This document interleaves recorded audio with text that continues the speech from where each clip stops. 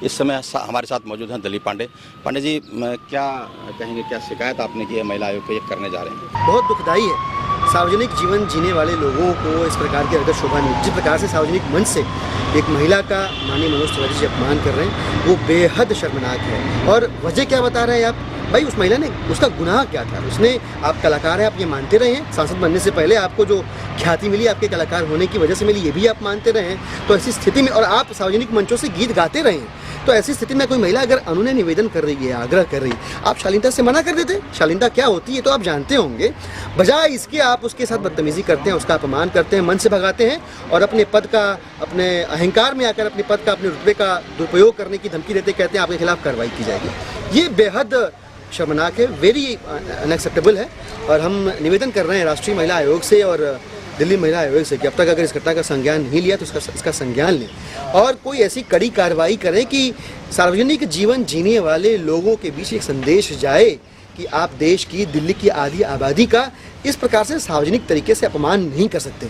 उनसे जब पूछा जा रहा है तो वो लीपा पोती कर रहे हैं कि घर की महिलाओं का भी ऐसे सार्वजनिक मंचों से कोई अपमान नहीं करता है। और ये लीपा पोती करने की बजाय अगर आप सार्वजनिक माफ़ी मांग लेते तो शायद ज़्यादा बेहतर होता। तो कहीं ना कहीं ये अहंकार है आपका, आपकी पार्टी का अहंकार है, आपकी राजनीतिक संस्कृति है और आपकी अगंभीरता को दिखाता है। दिल्ली की, देश की माताओं बहनों की जो इज्जत की कीमत है आपके 2 करोड़ रुपए के कैमरे से कहीं ज़्यादा है। और ये 2 करोड़ रुपए का कैमरा है किसके लिए भाई? महिलाओं को सुरक्षित महसूस करवाने के लिए। आप सांसद हैं, आपकी उपस्थिति में महिला सुरक्षित महसूस नहीं कर रही है, आप उसके खिलाफ कार्रवाई करने की धमकी देते हैं। कैमरा लगाना बेकार है आपका। इससे पहले भी मनोज तिवारी का एक वीडियो वायरल हुआ था जिसमें वो लाइन में लगी जनता का मजाक उड़ाते हुए दिखे थे। फिर इसके बाद इस तरह का, तो किस तरह से देखते हैं उनके इस व्यवहार को? देखिए, हकीकत ये है कि धीरे धीरे जनता जान रही है इस बात को कि ये भारतीय जनता पार्टी की राजनीतिक संस्कृति है, ये उनकी परवरिश है। जनता को बेवकूफ़ बनाना, उनसे वोट ऐंठना, इसके बाद अपने सारे वायदों को चुनाव के पहले के जुमला करार कर देना। नोटबंदी के दौरान जब पूरा देश रो रहा था, माननीय मनोज तिवारी पूर्वांचल से बिलोंग करते हैं, दिल्ली के अंदर सबसे ज़्यादा अगर कमर टूटी तो पूर्वांचल के लोगों की कमर टूटी है। लोग इनको देखना पसंद, इनकी पार्टी से बात करना पसंद नहीं कर रहे। दिल्ली के अंदर ये माहौल हो गया पूर्वांचल के भाइयों बहनों के बीच में। ऐसे में आप लाइन में खड़े लोगों का मजाक उड़ाते हैं, उनकी देशभक्ति की भावना का मजाक उड़ाते हैं और ये संदेश देते हैं कि आप उनको इमोशनली यूज़ कर रहे हैं। इससे ज़्यादा गंदी हरकत क्या हो सकती है? मुझे लगता है कि 2 वर्ष पूर्व दिल्ली की जनता ने जो फैसला लिया था और विधानसभा की सफाई की थी झाड़ू चला के, आगामी निगम के चुनाव में भी दिल्ली की जनता जो है प्रतिबद्ध है झाड़ू चलाकर बीजेपी, कांग्रेस, कचरा और करप्शन, इन चारों का सफाई करने की। कहते हैं कि मनोज भूल जाते हैं कि वो कब इंटरटेनर की भूमिका में आए, कब नेता की भूमिका में आए। तो मुझे लगता है आंशिक सच्चाई होगी इस बात में निश्चित रूप से, और ऐसा है तो उनको बहुत सोच समझ के बोलना चाहिए।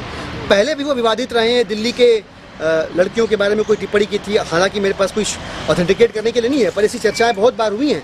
तो ऐसे में जहां पे आप पहले से महिलाओं के प्रति टिप्पणियों को लेकर विवादित रहे हैं, ऐसी स्थिति में आपको संयम बरतना चाहिए, आपको शालीनता से पेश आना चाहिए, न कि आप उखड़ जाए और सार्वजनिक मन से किसी का अपमान करना शुरू कर दें।